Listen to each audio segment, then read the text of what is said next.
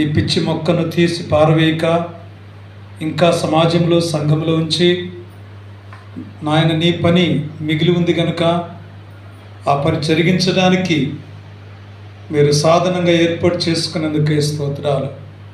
నేను ఆరాధించుటకు నీ మందిరంలో నిలబెట్టినందుకు స్తోత్రాలు.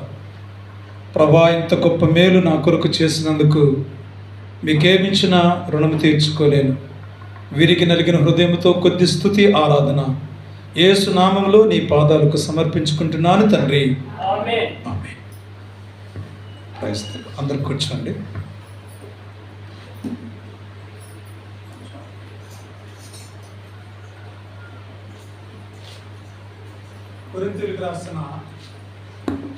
కొరింథీయులకు రాసిన మొదటి పత్రిక 10వ అధ్యాయము 4-5 వచనాలు చదువుదాం ఒకసారి. కొరింథీయులకు రాసిన మొదటి పత్రిక 10వ అధ్యాయము చదువు. అందరూ ఆత్మ సంబంధమైన ఒకే పానీయమును పానం చేసిరి. అందరూ ఆత్మ సంబంధమైన ఒకే పానీయమును పానము చేసిరి. ఏలయనగా తమను వెంబడించిన తమ్మును వెంబడించిన ఆత్మ సంబంధమైన బండలోనిది త్రాగిరి. ఆ బండ క్రీస్తే. అయితే చాలు. ఇక్కడ 4 వచ్చిన చదివారు. 3-4 ఓకే. ఇక్కడ పై భాగంలో ఇది ఎర్ర సముద్రము గురించినటువంటి భాగం. పాత నిబంధనలో ఇశ్రాయేలు ప్రజలు ఐగుప్తులో 430 సంవత్సరాలు బానిసలుగా ఉన్నారు ఫరో దగ్గర. వాళ్ళు ఎందుకు అక్కడికి వెళ్ళారంటే కనానులో కరువు వచ్చింది. ఆ కరువు కారణంగా ఆహారం కొనడానికి ఐగుప్తుకు వాళ్ళు వెళ్ళడం జరిగింది. 12 మంది వెళ్ళిన వారు 70 కుటుంబాలుగా, 70 కుటుంబాలు సుమారు 20 లక్షల మంది ప్రజలుగా వాళ్ళు ప్రబలిరి. ఆ విధంగా వాళ్ళు అక్కడ అభివృద్ధి చెందారు. యోసేపు చనిపోయాడు, యోసేపు అన్నలు కూడా చనిపోయారు. జరిగిన వాస్తవం ఏంటంటే ఆ పిల్లలు అనగా సుమారు 4 తరాలు, ఒక తరానికి 100 సంవత్సరాలు అనుకుంటే 430 సంవత్సరాలు అక్కడే ఉన్నారు వాళ్ళు. కాబట్టి ఇక వారికి తెలియనటువంటి రాజు వాళ్ళని పరిపాలన చేయటం మొదలుపెట్టాడు. దేవుడు మోషేని ఏర్పాటు చేసుకొని ఆ కఠినమైన బానిసత్వంలో నుండి విడిపించడానికి అతన్ని పిలుస్తూ వచ్చాడు. 4వ తరము వాడు మోషే. అబ్రహాము యొక్క 4వ తరం. అబ్రహాము తరము, ఇస్సాకు తరము, యాకోబు తరము, యోసేపు తరము. అప్పటికి 3 తరాలు అయిపోతే 4వ తరము వాడు ఎవరు అని అంటే యాకోబు యొక్క పిల్లలే 4వ తరము వారు. ఈ 4వ తరము వారైన యాకోబు పిల్లలు వాళ్ళని తీసుకొని మోషే ఎర్ర సముద్రం దగ్గరికి తీసుకొని వచ్చాడు. అక్కడ ఆ భాగం గురించి ఇక్కడ మాట్లాడుతూ చూడండి. 10వ వచనం, 10వ అధ్యాయము 1వ వచనం చదువుదాం. సహోదరులారా, ఈ సంగతి మీకు తెలియకుండా నాకు ఇష్టం లేదు. అదేమనగా మన పితరులందరూ మేఘము క్రింద నుండిరి, వారందరూ సముద్రములో నడిచిపోయిరి. అందరూ మోషేను బట్టి మేఘములోను సముద్రములోను బాప్తిస్వం పొందిరి. అర్థమైందా? వాళ్ళు ఏ విధమైన ఇప్పుడు మనం ఇచ్చినట్లుగా తండ్రి కుమార పరిశుద్ధాత్మ నామంలో నీకు బాప్తిస్వం ఇస్తున్నానని చెప్పి ఆ నామంలో వాళ్ళు ఏమీ పొందలేదు. సముద్రంలో నడుచుకుంటూ పోయారు కదా. ఆ భాగాన్ని మనం ఒకసారి దృశ్యంగా మనం చూసినప్పుడు ఇప్పుడు మధ్యలో దారి ఏర్పడింది. ఇటుపక్క గోడలాగా నీళ్లు ఏర్పడ్డాయి. పైన మేఘం ఉంది, కింద భూమి ఉంది. ఈ వెనక సముద్రం అంతా కూడా మూసుకుంటూ వచ్చేస్తూ ఉంది. అంటే వాళ్ళు నడిచిన తర్వాత ఇక అక్కడ సముద్రం మరలా తిరిగి కలుసుకుంటా ఉందన్నమాట. ఇప్పుడు చుట్టుపక్కల నీరే ఉంది 4 వైపులా. 4 వైపులు కాదు, ఈ కింద వైపు మాత్రమే భూమి ఉంది, 5 వైపులా నీళ్లు ఉన్నాయి. అంటే అక్కడ మేఘం కూడా నీళ్లతో బంధించబడి ఉంది. ప్రభువైన యేసుక్రీస్తు ఆ మేఘ స్తంభం వల్లే వారి మధ్యలో నడుస్తూ ఉన్నాడు. అందుకే ఇక్కడ ఏమంటాడంటే మేఘములోను సముద్రములోను వారు బాప్తిసం పొందారు. ఎంతమంది? 20 లక్షల మంది. కాల్బలం ఎంత అంటే 6 లక్షల వీరులు. సంఖ్యాకాండంలో 1వ అధ్యాయంలో వాళ్ళని మొత్తం మోసే లెక్క పెట్టినప్పుడు 6 లక్షల వీరులు వాళ్ళు తేరారు. ఆ వీరులు కాకుండా భార్యలు, వారి యొక్క పిల్లలు, ఇంట్లో ఒక్క వృద్ధుడిని వేసుకున్నా ఏంటి, ఒక వృద్ధుడు ఇంటికి ఒక 2 పిల్లల్ని వేసుకుంటే 2, వీళ్ళు ఒక 6 లక్షల మంది, మొత్తం 24 లక్షల మంది అవుతారు. ఇంటికి 5గురిని వేసుకుంటే ఎంతమంది అవుతారు? 6 5లు 30 మంది అవుతారు కదా, 30 లక్షల మంది అవుతారు కదా. కానీ 20 లక్షల మంది 4గురినే వేస్తున్నాం. ఇంటికి 4గురే ఉన్నారా వాళ్ళు? వాళ్ళ యొక్క సంతానాభివృద్ధి ఎలాంటిది? నిర్గమకాండం 1:7 చదవండి. వాళ్ళు అసలు ఎట్లా అభివృద్ధి చెందారు, వాళ్ళ యొక్క సంతానాభివృద్ధి ఏ విధంగా ఉందో. ఇశ్రాయేలీయులు బహుసంతానం గలవారై అభివృద్ధి పొంది విస్తరించి అత్యధికముగా ప్రబలిరి. వారున్న ప్రదేశము వారితో నిండిపోయింది. అర్థమైందా? ప్రదేశాన్ని నింపేశారు మనుషులతోటి. అటువంటి కిక్కిరిసిపోయినటువంటి జనాభాతో ఉన్నటువంటి ఆ యొక్క విస్తారమైన డెవలప్మెంట్ అన్నమాట వారికి, సంతానాభివృద్ధి. ఆ రోజుల్లో ఆశీర్వాదం అంటే ఏంటంటే పశు సంపద, తర్వాత పశువులు, లేకపోతే బంగారము, వెండి, గొర్రెలు, మేకలు, పిల్లలు. ఇదే వారి యొక్క ఆస్తి. అబ్రహాము అన్ని విషయాలు ఆశీర్వదించబడ్డాడంటే అదే. కాబట్టి ఆ విధంగా వారు ఆశీర్వదించబడ్డారు. మరి ఇంటికి 4గురిని వేసుకుంటే 6 4లు 24 లక్షల మంది బయలుదేరి వస్తున్నారు. అందరూ కూడా మరి అక్కడ ఇంకొక విషయం గమనించాలి, ఐగుప్తు వాళ్ళు కూడా కొంతమంది ఉన్నారు. మిశ్రిత జనం అంటారు వాళ్ళని. అంటే మేము కూడా మీ దేవుణ్ణి ఎరిగాము, మేము కూడా మీ దేవునితో పాటు మీతో పాటు మీ దేవుని ఆరాధిస్తామని చెప్పి ఇశ్రాయేలుతో కలపబడి వచ్చినటువంటి వాళ్ళు ఉన్నారు. మిద్యాను వాళ్ళు కానీ, ఆ తర్వాత ఆరాము ఆ ప్రదేశాల వాళ్ళు కానీ.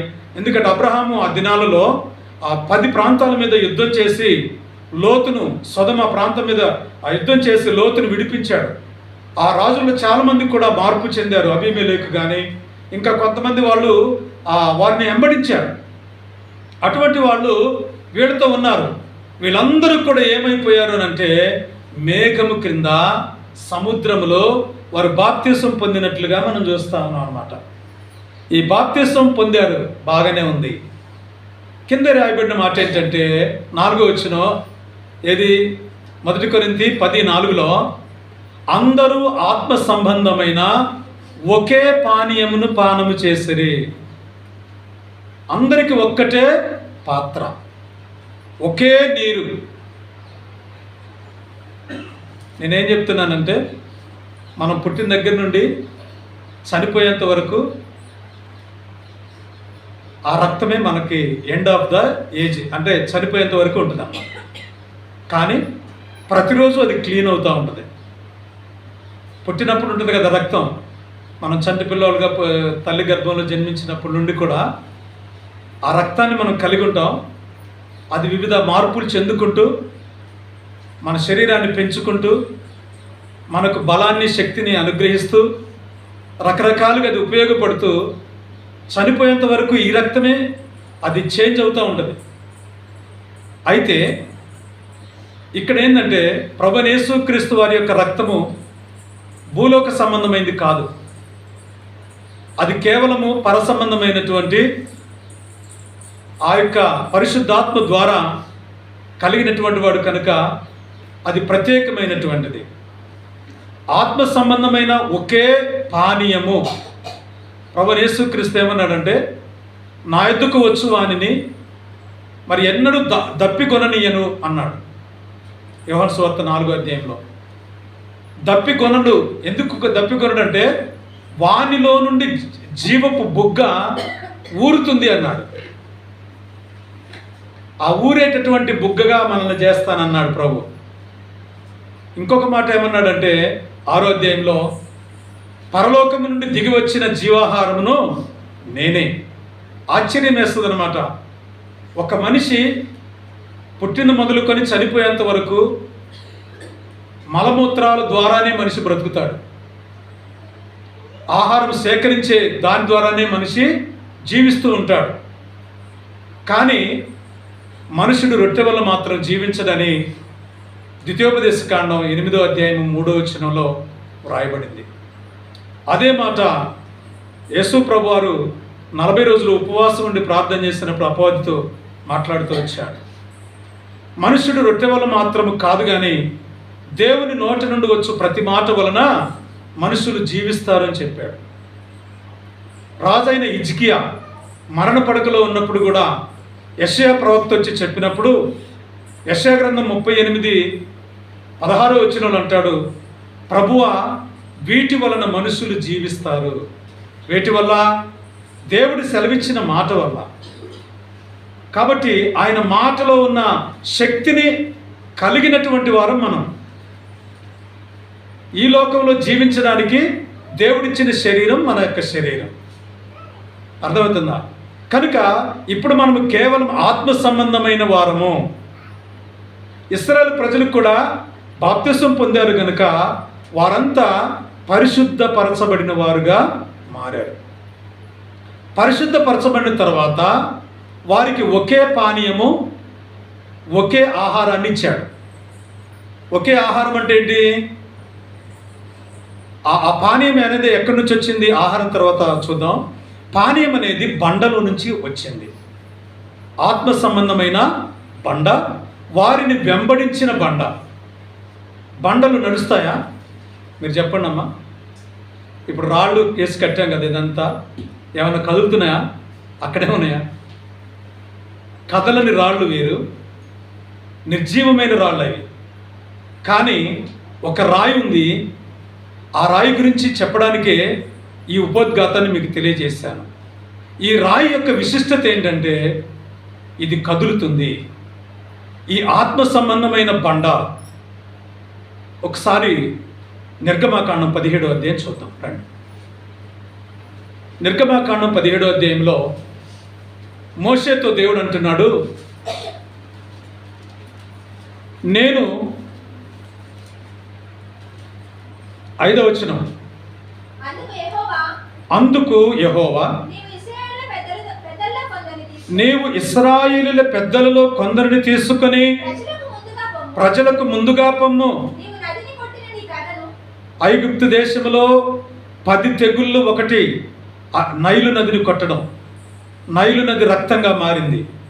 మోషే చేతిలో ఉన్న కర్ర కింద పడవేసినప్పుడు పాముగా మారింది. అది పట్టుకున్నప్పుడు మరలా కర్రగా మారింది. అదే కర్రను నైలు నది మీద కొట్టినప్పుడు నీళ్లు రక్తంగా మారాయి. అర్థమైందా? 7, 8, 9 అధ్యాయాలలో నిర్గమకాండంలో ఈ భాగం ఉంటుంది. ఇప్పుడు నీవు నదిని కొట్టిన ఆ కర్రను చేత పట్టుకొని పొమ్ము. ఇదిగో అక్కడ హోరేబులోని బండ మీద నేను నీకు ఎదురుగా నిలిచెదను. నీవు ఆ బండను కొట్టగా అంటే అర్థం ఏంటి? నీవు నన్నే కొట్టాలి. ప్రభు చెబుతున్నాడు, నీకు ఎదురుగా నిలబడతా నేను, నువ్వు బండను కొట్టాలి. ఎందుకంటే నీవు నన్ను కొడతావు. నువ్వు నన్ను కొట్టకపోతే నీకు నీళ్లు నేను ఇవ్వలేను. మీకా గ్రంథం 5వ అధ్యాయము 2వ వచనం చూడండి, 1, 2 వచనాలు చూడండి. మీకా గ్రంథము 5వ అధ్యాయం. అయితే సమూహములుగా కూడుదానా? సమూహములుగా కూడుము. శత్రువులు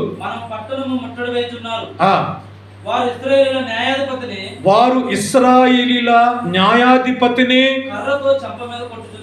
ఎక్కడ కొట్టారంట? ఇశ్రాయేలీల న్యాయాధిపతి ఎవరు? సైన్యములకు అధిపతి యెహోవా. సైన్యములకు అధిపతి యెహోవా ఆ ఇశ్రాయేలీయుల న్యాయాధిపతిని కర్రతో చెంప మీద కొట్టాడు. యేసు ప్రభువారు గడ్డం పీకారు, పిడిగుద్దులు గుద్దారు, ముసుగు వేసి కొట్టారు కదా. ఈ బండ ఎవరు అంటే కొట్టబడిన బండ. ఈ బండను కొట్టితే ఆయన అంటున్నాడు ఆ బండను కొట్టగా నీళ్లు వస్తాయి. చూడండి నిర్గమకాండం 17:6 ఇదిగో అక్కడ హోరేబులోని బండ మీద నేను నీకు ఎదురుగా నిలిచెదను, నీవు ఆ బండను కొట్టగా ప్రజలు త్రాగుటకు దానిలో నుండి నీళ్లు బయలుదేరునని చెప్పాను.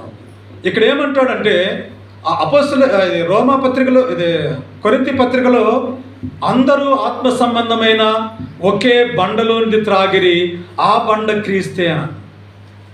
ఇప్పుడు ఆ బండ క్రీస్తు అయితే ఇక్కడ కొట్టబడిన బండ ఎవరు? క్రీస్తే కదా. అంటే పాత నిబంధనలో యేసు ఉన్నాడా అంటే స్పష్టంగా కనబడుతున్నాడు. నేను నీకు ముందుగా పోవచ్చు, మెట్టగా ఉన్న వాటన్నిటిని సరళం చేస్తానంటున్నాడు. ముందుగా నడిచింది ఎవరు? యోసేపు ఆ మందవలె నడిపించినది ఎవరు? యోసేపును మందవలె నడిపించింది ఎవరు? మోషే తన కుడి చేతి వైపున ఆ యొక్క మందను నడిపించింది ఎవరు? పాలిచ్చు వాటిని మెల్లగా నడిపించింది ఎవరు? యేసు ప్రభు కాదా? నేను నీకు ముందుగా వెళతాను అని చెప్పి ఆయన ఈ లోకంలో ఇశ్రాయేలు ప్రజలకు ముందుగా నడుస్తున్నాడు. ఇక్కడ మనం చూస్తున్నాం ఈ బండ కొట్టబడిన బండ. ఈ బండకు పేరేంటంటే అక్కడ పెట్టారు చూడండి, ఇక్కడ మెరీబా అనేటటువంటి ఆ చోట ఇక్కడ మస్సా అనేటటువంటి దినమున అది జరుగుతూ వచ్చింది. ఇప్పుడు మనం ఏం చూసామంటే బండలో ఒక అనుభవాన్ని మనం చూసాం. ఇది కొట్టబడిన బండ క్రీస్తే, అది ఆత్మ సంబంధమైన బండ, అది వారిని వెంబడిస్తూ వచ్చింది. ఒకసారి ఆగలేదు, అది ఒకచోట ఆగలేదు. ఆ బండ వారితో నడుస్తూనే ఉంది. అర్థమైందా? రెండో విషయం, ఈ బండ సంఖ్యాకాండము 20వ అధ్యాయం 11వ వచనం చదవండి. ఈ బండలో ఉన్న రెండవ అనుభవం. అప్పుడు మోషే తన చెయ్యి ఎత్తి రెండు మార్లు తన కర్రతో ఆ బండను కొట్టగా నీళ్లు సమృద్ధిగా ప్రవహించెను. కానీ దేవుడు ఏం చెప్పాడు అక్కడ? ఈ నిర్గమకాండంలోనూ కొట్టమని చెప్పాడు. నిర్గమకాండంలో నా ఎదురుగా బండ ఉంటుంది, ఆ బండను కొడితే నీళ్ళు వస్తాయని చెప్పాడు. ఇక్కడేమన్నాడంటే నువ్వు బండతో మాట్లాడు. చూడండి, మీరు చదువుతున్న 20వ అధ్యాయంలోనే నీకు ఎదురుగా నిలుస్తాను, నువ్వు పోయి ఆ బండతో మాట్లాడు.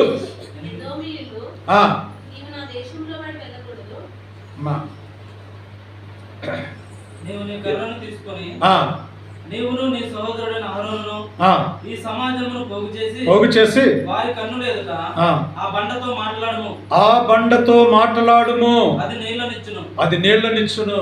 ఈ డిఫరెన్స్ మనం గమనించాలి. ఈ వ్యత్యాసాన్ని మోషేకి తెలుసు. ఎందుకంటే అప్పటికి మోషే మీద చాలా సణుగుతూ ఉన్నారు. నీళ్లు లేకపోతే పిల్లలు వృద్ధులు ఏమైపోతారు? ఇది భయంకరమైన ఎడారి, తాపకరమైన సర్పాల మధ్యలోకి అరణ్యంలోకి తీసుకొని వచ్చావు, ఇక్కడ చంపడానికి మమ్మల్ని నడిపించావా అని చెప్పి అప్పటికే చాలామంది రాళ్ళు రువి చంపాలని మోషేను ప్రయత్నం చేస్తూ ఉన్నారు. నానా రకాలుగా హింసిస్తూ ఉన్నారు, త్రోసివేస్తున్నారు. అప్పటికే చాలాసార్లు మోషేను రిజెక్ట్ చేశారు. అయితే దేవుడు చెప్పాడు, మోషే సరే పోయినసారి అలా కొట్టావు కదా, ఈసారి వెళ్ళి ఆ బండతో మాట్లాడు, ఆ బండలో నుంచి నీకు నీళ్లు నేను రప్పిస్తాను అని చెప్పి దేవుడు ఏం చేశాడు అంటే ఆ బండతో మాట్లాడమని చెప్పి చెప్పాడు. కానీ మోషే ఏం చేశాడు? చూడండి 11వ వచనం. చూడండి 10వ వచనం ఏమంటున్నాడు? తర్వాత మోషే అహరోనులు ఆ బండ ఎదుట సమాజమును పోగు చేసినప్పుడు అతడు వారితో ద్రోహులారా వినుడి, మేము ఈ బండలో నుండి మీ కొరకు నీళ్లు రప్పింపవలెనా అని. చూడండి, టెంప్ట్ అయిపోయాడు బాగా. ఏమయ్యాడు? శోధించబడ్డాడు. లేకపోతే ఒక్కసారిగా తనలో ఉద్రేకం. వాస్తవంగా మోషే గుణం ఏంటంటే సాత్వికత, చాలా హంబుల్ పర్సన్. అటువంటి నిదానస్తుడు ఏంటి ఏమైపోయాడు తెలుసా? ఒక్కసారిగా రౌద్రంతో నింపబడ్డాడు. నీ కొరకు ఈ బండలో నుంచి నీళ్లు రప్పించాలా అని చెప్పి ద్రోహులారా అనే మాట అక్కడ వాడాడు. రెండోది, అతను చేసిన నేరం ఏంటంటే బండను కొట్టాడు, 2 సార్లు కొట్టాడు. అప్పుడు దేవుడు అన్నాడు, మీరు ఈ సర్వ సమాజం ఎదుట నన్ను మీరు గౌరవించలేదు. చదవండి 12వ వచనం. అప్పుడు యెహోవా మోషే అహరోనులతో, మీరు ఇశ్రాయేలీయుల కన్నుల ఎదుట నా పరిశుద్ధతను సన్మానించినట్లు నన్ను నమ్ముకొనకపోతిది గనుక ఈ సమాజమును నేను వారికి ఇచ్చిన దేశములోనికి మీరు తోడుకొని పోరని వాళ్ళిద్దరితో చెప్పాడు. మోషే అహరోనులతో చెప్తా ఉన్నాడు, మీరు నేను చెప్పిందే చేయాలి. నేను చెప్పింది కూడా మీరు చేశారు, నన్ను కొట్టారు. కాబట్టి మీరు నన్ను ఏం చేశారు? సన్మానించలేదు, అగౌరవపరిచారు. కాబట్టి నేను ఈ సమాజానికి సిద్ధపరిచిన కణానికి మీరు వెళ్ళరు అని చెప్పి వాళ్ళకు స్టాప్ చేశాడు. వాక్యం ఏం చెప్తుందంటే, బండలో దేవుడు ఏదైతే మనకు చెబుతూ ఉన్నాడో ఆ బండను అనుసరించేటటువంటి వారు దాన్ని అర్థం చేసుకోవాలి. కనుక ఆ బండ క్రీస్తే అయినప్పుడు ఆ బండను కొట్టమని చెప్పినప్పుడు కొట్టాలి, ఆ బండతో మాట్లాడమన్నప్పుడు మాట్లాడాలి. మాట్లాడితే చాలు, నీళ్ళు వచ్చేస్తాయి. కానీ వీళ్ళు గౌరవించలేదు, ఆ బండను కొట్టడం జరుగుతూ వచ్చింది. అర్థమవుతుందా?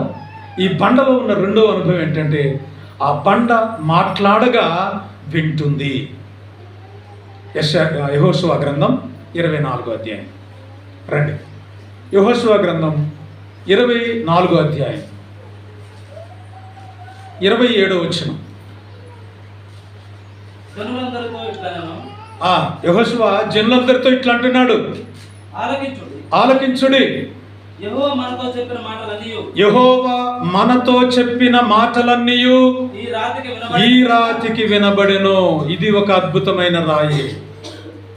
ఆ షెకెము మధ్యలో ఆ మస్తకి వృక్షం కింద అబ్రహాం ఎండవేళ గుడారంలో ఏ గుడారం దగ్గర కూర్చొని అక్కడ ప్రత్యక్షత చూశాడో అదే సింధూర వృక్షం కింద యెహోషువ ఒక పెద్ద రాయిని తెప్పించాడు. మీరు పై భాగంలో చూస్తారు. ఆ ఒక పెద్ద రాయి తెప్పించి ఒక శాసనములు కలిగినటువంటి విషయాన్ని రాసి, మీరు ఇక్కడి నుంచి దేవుని మాట వింటారు కదా, ప్రతిరోజు ఆరాధనకు వస్తారు కదా, క్రమంగా ప్రార్థన చేసుకుంటారు కదా, యెహోవానే సేవిస్తారు కదా, 23:8 ప్రకారంగా యెహోవానే హత్తుకొని ఉంటారు కదా, మీరు ఇంతకుముందు చేసినట్లు ఇప్పుడు అలాగే చేస్తారు కదా. అయ్యా మేము అలాగే చేస్తామని ఏం చేస్తారు మనోళ్ళు? గొర్రెల వలె తల ఊపారు. మేము, మా పితరులు, మేము అందరం కూడా 24 చెప్పినట్లుగా మేము యెహోవాని సేవిస్తాం, ఆయనని ఆరాధిస్తాం, ఆయన నుంచి తప్పిపోమని చెప్పి వాళ్ళందరూ కూడా ఆ మాటలు చెప్పారు. అప్పుడు యెహోషువ ఏమన్నాడంటే, ఇదిగో మీరు చెప్పిన మాటలు ఈ రాతికి వినబడ్డాయి. ఈ రాతికి వినబడ్డాయి అంటే అర్థం ఏంటి? ఇది వినగలిగిన రాయి. నువ్వు బండతో మాట్లాడని మోషేతో చెబుతున్నాడంటే ఆ బండ వినగలిగేంత ఉంది. అది సజీవమైన రాయి. కాబట్టి యెహోవా మనతో చెప్పిన మాటలు ఈ రాతికి వినబడెను. ఈ రాతికి వినబడను, వినగలిగిన రాయి.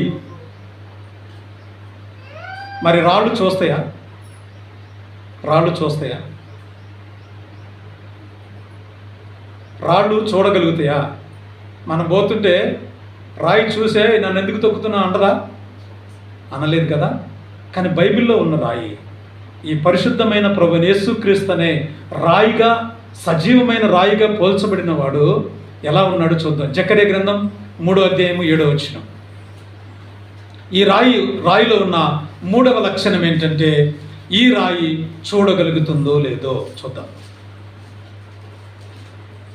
3వ అధ్యాయము 7వ వచనం.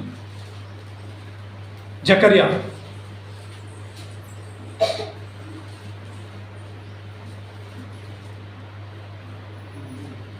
సైన్యములకు అధిపతియగు యెహోవా జకర్యా గ్రంథమేనా? 3వ అధ్యాయమేనా?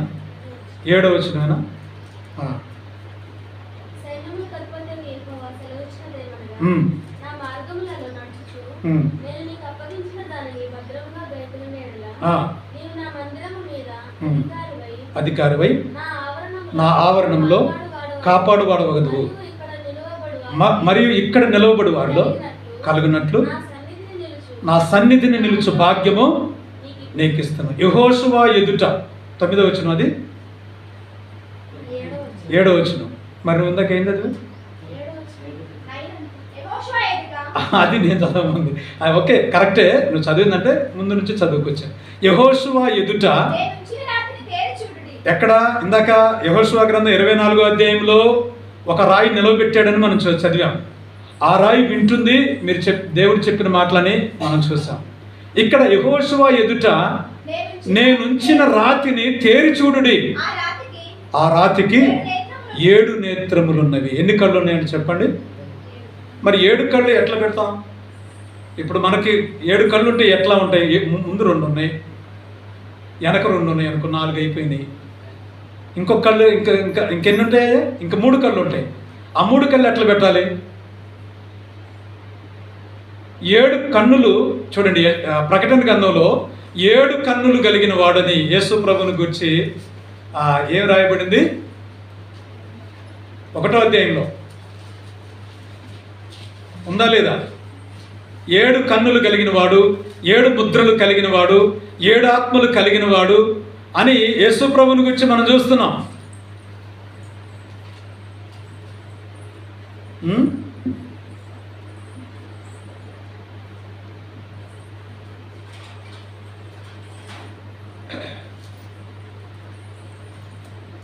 ఒకటో అధ్యాయంలో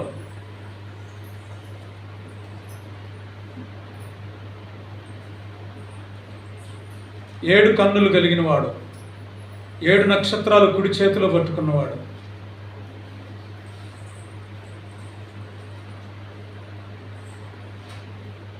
ఎక్కడ చూస్తున్నారు?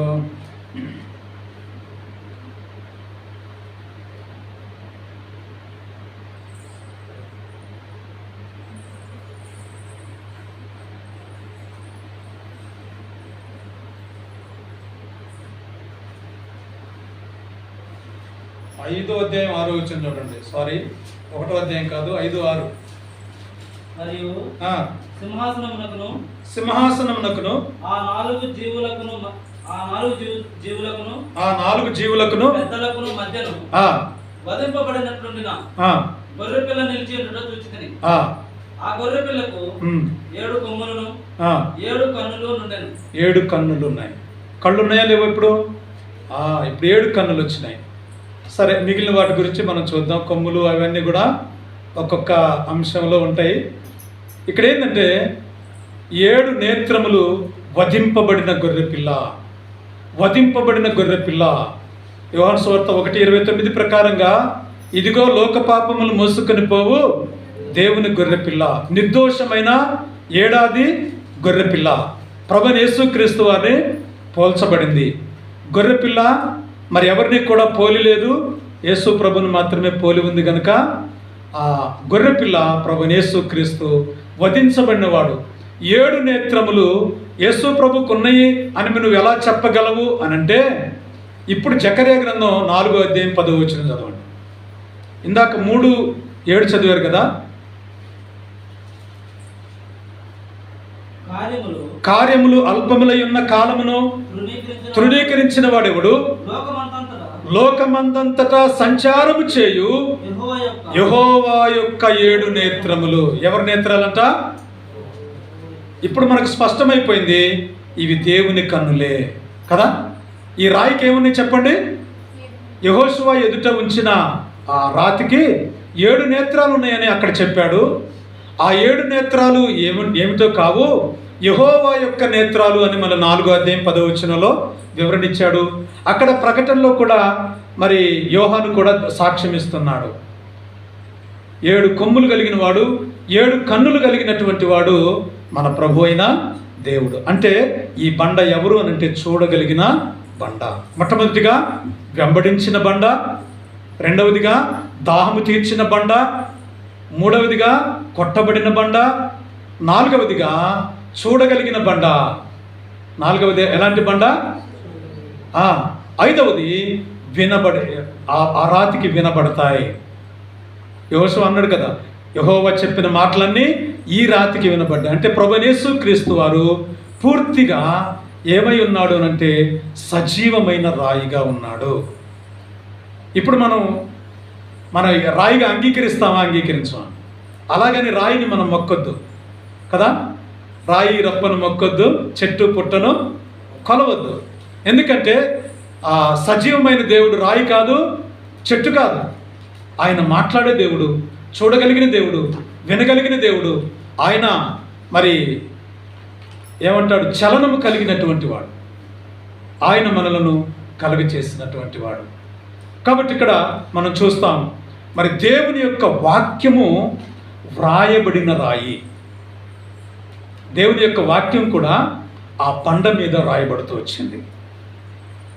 అందుకే ప్రభు ఏమన్నాడంటే, మీ హృదయం అనే పలకల మీద వాటిని రాసుకోండి. హృదయాన్ని కూడా 2 రాతి పలకలుగా చేసుకోవాలి మనం, 2, 3, 1. ఆ రాతి పలక మీద సిరాతో కాకుండా, లేకపోతే కాగితాల మీద కాకుండా హృదయం అనే పలకల మీద రాసుకోమన్నాడు. ఎందుకంటే పూర్వకాలంలో దేవుడు మోషేకు ఆ పలకలను ఇచ్చాడు. చూద్దాం, నిర్గమాకాండం 32వ అధ్యాయం. నిర్గమాకాండం 32వ అధ్యాయం 15వ వచనం. మోషే శాసనములు గల 2 పలకలను చేతపట్టుకొని కొండ దిగి వచ్చెను. ఆ పలకలు ఇరు ప్రక్కలను వ్రాయబడినవి. అవి ఈ ప్రక్కను ఆ ప్రక్కను వ్రాయబడి ఉండెను. ఆ పలకలు దేవుడు చేసినవి. ఆ పలకల మీద చెక్కబడిన వ్రాత దేవుని చేవ్రాత. దేవుడే చేవ్రాత అన్నాడు. ఇక్కడ చేవ్రాత అంటే అర్థం ఏంటి? 31:18. అక్కడే మీరు పేజీ తిప్పాల్సిన అవసరం లేదు. మరియు ఆయన సీనాయి కొండ మీద మోషేతో మాట్లాడటం చాలించిన తర్వాత ఆయన తన శాసనములు గల 2 పలకలు అనగా దేవుని వ్రేలితో వ్రాయబడిన రాతి పలకలను అతనికి ఇచ్చాను. ఇక్కడ మనం ఏం చూస్తున్నామంటే రాతి పలకలు 2 ఉన్నాయి కదా. ఒకటి పాత నిబంధన, మరొకటి కొత్త నిబంధన. ఒకటి దేవునికి సంబంధించింది, మరొకటి మానవునికి సంబంధించింది. 6 ఆజ్ఞలు దేవునికి అంటే దేవుని గురించి ఉంటాయి. 5 ఆజ్ఞలు, మిగిలిన 5 ఆజ్ఞలు మానవుని గురించి ఉంటాయి. 10 ఆజ్ఞల్లో మొదటి 5 ఆజ్ఞలు దేవునికి సంబంధించినవి. రెండవ పలకలో ఉన్నటువంటివి పూర్తిగా మానవునికి సంబంధించినవి. ఇక మిగిలిన ఎక్కడి నుంచి వచ్చాయనంటే చూడండి, మరొక అధ్యాయంలో చూద్దాం. దానియేలు 9:10. ఒక్క మాట చూద్దాం. దానియేలు గ్రంథం 9వ అధ్యాయము 10వ వచనం.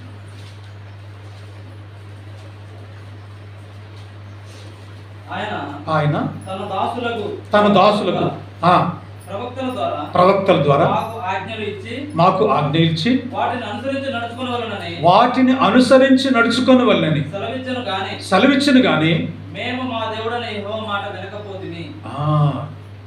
ప్రవక్తల ద్వారా, మా పితరుల ద్వారా మాకు కొన్ని పలకలు ఇచ్చారు, మాకు కొన్ని ఆజ్ఞలు ఇచ్చారు. వాటిని అనుసరించి నడవమని చెప్పి ప్రవక్తలను, బోధకులను అక్కడ ఏర్పాటు చేశాడు. తర్వాత మందిరాన్ని మా మధ్యలో పెట్టి యాజకులను ఇచ్చాడు. సేవ జరిగించడానికి ఇలాగ ఏర్పాటు చేశాడు. వాళ్ళలోనే ఒకళ్ళని ఏర్పాటు చేసుకొని దేవుని సేవకుడిగా ఏర్పాటు చేసుకుంటూ వచ్చాడు. కానీ మేమేమైపోయామంట? వాటిని వినకపోతేనే. ఇక్కడ పశ్చాత్తాపడుతున్నాడు అనమాట. 9వ అధ్యాయం అంతా కూడా దానియేలు చేసిన ప్రార్థన. ఆ ప్రతిష్ఠిత పర్వతం వైపు ఆ కిటికీ తెరిచి ప్రార్థన చేస్తూ వచ్చాడు. ఆ చెరలో ఉన్న వారందరి కొరకు ప్రార్థన చేస్తూ వచ్చాడు.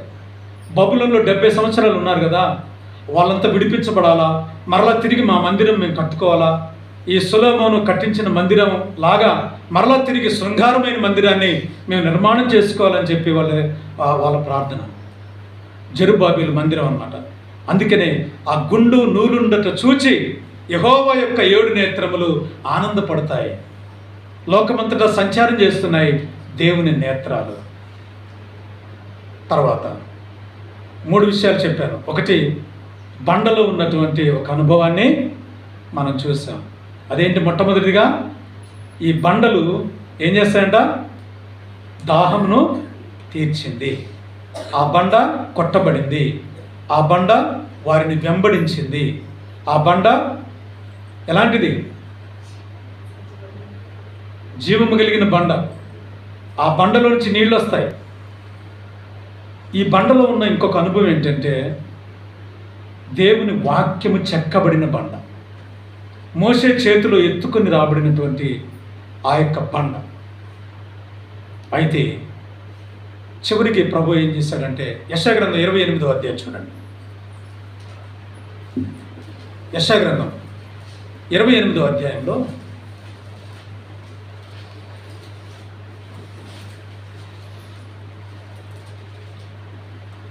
ఇక్కడ 16వ వచనం చదువుదాం. ప్రభువగు యెహోవా ఇలాగ సెలవిచ్చుచున్నాడు, సియోనులో పునాదిగా రాతిని వేసిన వాడును నేనే. అది పరిశోధించబడిన రాయి, అమూల్యమైన తలరాయి, బహుస్థిరమైన పునాది అయిన మూలరాయి అని ఉన్నది. విశ్వసించువాడు కలవరపడు. ఇక్కడ ఈ రాయిలో 4 అనుభవాలు మనం చూస్తాం. సియోనులో పునాదిగా ఒక రాయిని వేసాడంట. రాయినే ఎందుకు వేయాలి చెప్పండి? ఈ భూమిని దేవుడు భూమికి పునాదులు ఎక్కడేశాడు? మీకు తెలిసిన నాలెడ్జ్లో చెప్పండి. భూమికి పునాదులు ఎక్కడేశాడు? కీర్తనలు 24లో చూడండి. 2వ వచనం. సముద్రాల మీద పునాది వేస్తే ఆగుద్దా? మీరు చెప్పాలి. భూమికి సముద్రాల మీద ఉంది. ఈ సముద్రం మీద ఉందన్నమాట భూమి. సముద్రముల మీద పునాది వేశాడు. శూన్యములో దీన్ని వేలాడదీశాడని యోబు గ్రంథం 28లో చూస్తాం. ఆకాశ మండలంలో శూన్యములో వేలాడదీశాడు, గోళాకారంలో ఉందని చెప్పి చూస్తాడు. అయితే పునాదిగా ఒక రాయి వేస్తున్నాడు. ఈ రాయి బహుస్థిరమైన పునాది. ఈ రాయి శ్రేష్టమైన రాయి. ఈ రాయి అవసరమైన రాయి. కానీ ఈ రాయి ఏమవుతుందంటే, సియోనులో ఉన్న ఈ రాయి ఇప్పుడు మనం బెత్లెహేం దగ్గరికి కూడా వెళ్ళొచ్చు. ఎందుకంటే ఆయన జన్మించిన జన్మస్థానము బెత్లెహేము. అది ఒక కుగ్రామము. అది తృణీకరించబడింది. యేసు ప్రభు గ్రామం తృణీకరించబడింది. యేసు ప్రభు తృణీకరించబడ్డాడు. ఆయన తల్లిదండ్రులు తృణీకరించబడ్డారు. ప్రభు అయిన దేవుడు తృణీకరించబడ్డాడు. పరిశుద్ధ గ్రంథం తృణీకరించబడింది. మోషే కూడా తృణీకరించబడ్డారు. వీటన్నిటికీ ఆధారాలు ఉన్నాయి. మోషేని నమ్మలేదు వాళ్ళు. ప్రభు చెప్పాడు యోహాను సువార్త 5వ అధ్యాయంలో 42వ వచనం అనుకుంటా, 42, 45వ వచనంలో చూడండి ఒక మాట. మీరు మోషేని నమ్మితే నన్ను నమ్ముతారని అన్నాడు. ఇంత పలకలు తీసుకొచ్చి ఇంత ధర్మశాస్త్రాన్ని మోసుకొచ్చినా ఆ మోషేనే వీళ్ళు నమ్మట్లేదు. చదవండి 45. మీరు ఆశ్రయించుచున్న మోషే మీ మీద నేరం మోపుచున్నాడు. అతడు నన్ను గూర్చి రాశాడు. మీరు మోషేను నమ్మినట్లయితే నన్ను కూడా నమ్మేవాళ్ళే. అంటే వీళ్ళు ఎలాంటి వాళ్ళు అంట? మోషేను నమ్మలేదు, మోషే ఇచ్చిన ధర్మశాస్త్రాన్ని నమ్మలేదు. ఆ మోషే ఏ దేవుని గురించి చెప్పాడో ఆ దేవుని కూడా వారు విశ్వసించలేదు. దేవుడు చెప్పేది అదే. ఆ స్థిరమైన పునాది రాయి గురించి మాట్లాడుతూ ఉన్నాడు. ఈ రాయి సాధారణమైనది కాదు. ఈ రాయి ఎలాంటిదంటే, ఈ రాయి తగిలి చాలామంది కాళ్ళు చేతులు విరగొట్టుకున్నారు. చూడండి, యెషయా గ్రంథం 9వ అధ్యాయం 8వ అధ్యాయం 14వ వచనం.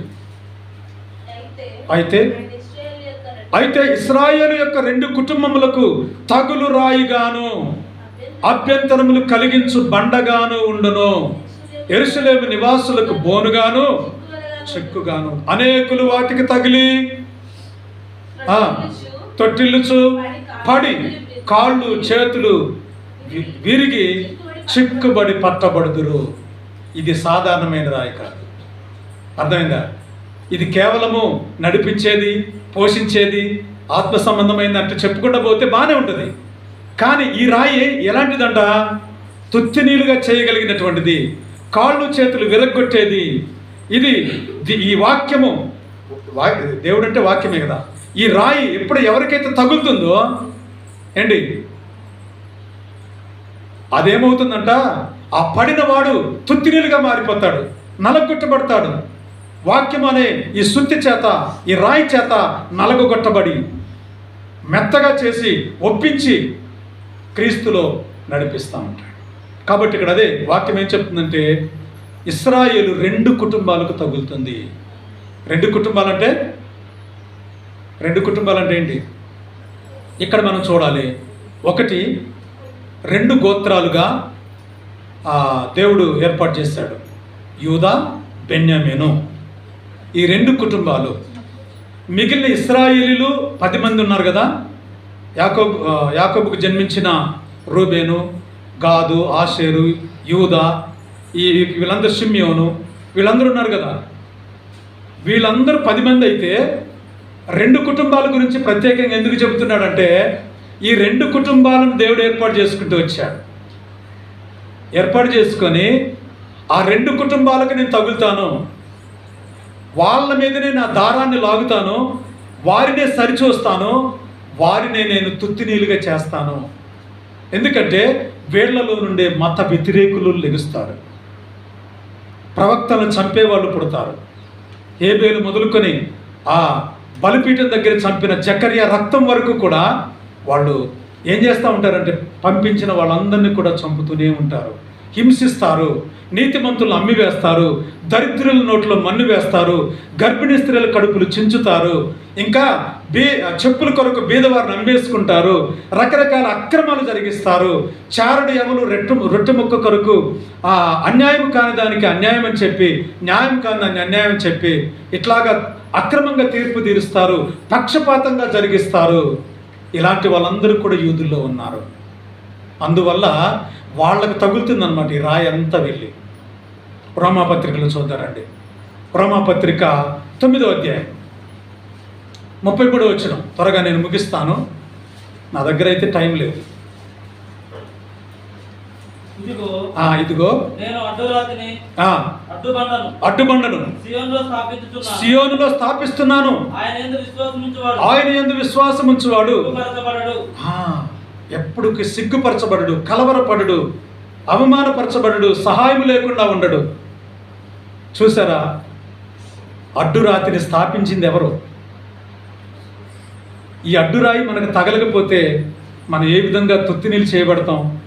చాలామంది ఏమంటారంటే, సాఫ్ట్గా ఉండాలి, ఆశీర్వాదాల జల్లు, దీవెనల వర్షం కురిపించు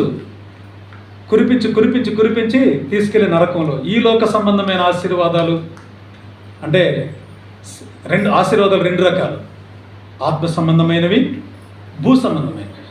భూ సంబంధమైనవి ఏంటి? గర్భఫలము, భూఫలము, ఆ తర్వాత ఆస్తులు, తర్వాత వెండి, బంగారము, ఇండ్లు, పొలాలు, చరాస్తులు. ఇవి భూ సంబంధమైనవి. ఆత్మ సంబంధమైనవి ఏంటి? రక్షణ, మారు మనసు, పరలోకం, నిత్య జీవం, దేవునితో యుగయుగాలు జీవించడం.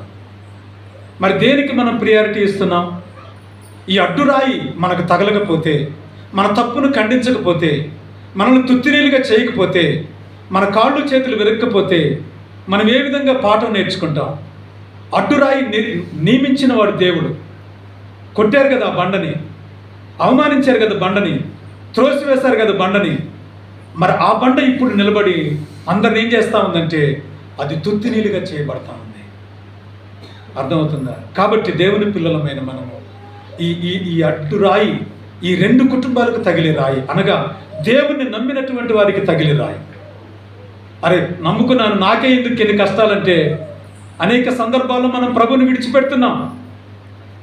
రక్షణ పొందిన మనం మరలా తిరిగి అదే తప్పు చేస్తున్నాం.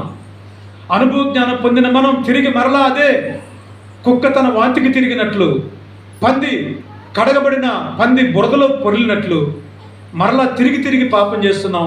ఎరిగి ఎరిగి పాపం చేస్తున్నాం. తగలుద్దా రాయి? సాఫ్ట్గా దువ్వుతుంటే నీకేం పర్లేదు, పో, నీ దేవుడు నిన్ను దీవిస్తాడు, నువ్వు చేసేది నువ్వు చేసుకో, దీవెనలు మాత్రం నీకు వస్తాయంటే పూర్తిగా కల్ట్, అబద్ధ బోధ.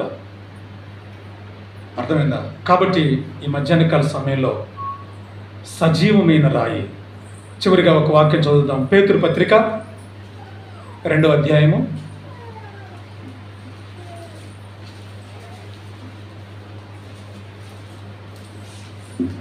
5-4-5 వచనాలు కూడా చూడండి. యేసుక్రీస్తు ద్వారా ఆత్మ సంబంధమైన బలులు అర్పించడం ద్వారా మీరును సజీవమైన రాళ్ల వలె, ఫైనల్లీ మనము కూడా లివింగ్ స్టోన్స్. లివింగ్ స్టోన్ పెట్టుకున్నారు కదా, లివింగ్ స్టోన్స్ అంటే బ్రతికి ఉన్న రాళ్ళం. మనం ఒక ఇల్లు కట్టాలంటే కొన్ని రాళ్ళు మలిచి అడవిలో వాటిని ఏం చేస్తారు, చక్కగా తీసుకొచ్చి, ఇప్పుడు చూడండి అచ్చు ఉంటుంది కదా, అచ్చులో ఇటుకలన్నీ ఒకే క్రమంగా ఉంటాయి, ఒకే కొలతలో ఉంటాయి, ఒకే వెడల్పులో ఉంటాయి. అవి తెచ్చి కట్టడం ఈజీ కనుక దేవుడు కూడా అదే చెబుతున్నాడు. మీరు కాల్చబడాలి, మీరు మలచబడాలి, మనము తొక్కబడాలి, మనము పిండబడాలి, మనము నరకబడాలి. మనము తుత్తినీలుగా చేయబడ్డప్పుడే ఒక పాత్రలో అది వేసినప్పుడు అది క్రమంగా ఉంటుంది. కాబట్టి దేవుడు మనల్ని కట్టాలని ఆత్మ సంబంధమైన ఒక మందిరం. ఇప్పుడు మనం కట్టుకున్నది ఏంటంటే మనము కూర్చొని ఆరాధించేయటానికి ఉపయోగపడే మందిరం. కానీ దేవుడు మనతోనే ఒక మందిరం, మనమే ఒక మందిరముగా ఏమంటున్నాడంటే ఒక్కొక్కరు ఒక్కొక్క మందిరముగా, ఒక పిల్లర్గా, ఒక్కొక్క రాయిగా మనం ఉండబోతాం. ఒకరి మీద ఒకరిని ఆనుకొని కడతాడనమాట. కొలస్సీ పత్రిక 2వ అధ్యాయంలో 2వ వచనం చూడండి. అక్కడ రాయబడింది. ఇక్కడ మళ్ళీ ఇది ఇక్కడికి వద్దాం, అది చెప్పి నేను ముగిస్తాను. కొలస్సీ పత్రిక 2వ అధ్యాయము 3వ వచనం నుంచి, ఇంటి వలె కట్టబడుచు అనేది తీసారా? దేవుడు ఏ విధంగా మనల్ని నిర్మాణం చేయాలనుకుంటున్నాడంటే సంఘంలో ఉన్న వారు ఈ విధంగా ఒకరినొకరు ఆనుకొని, నేను ఎంతగా పోరాడుచున్నానో 3వ వచనం చదువునాను.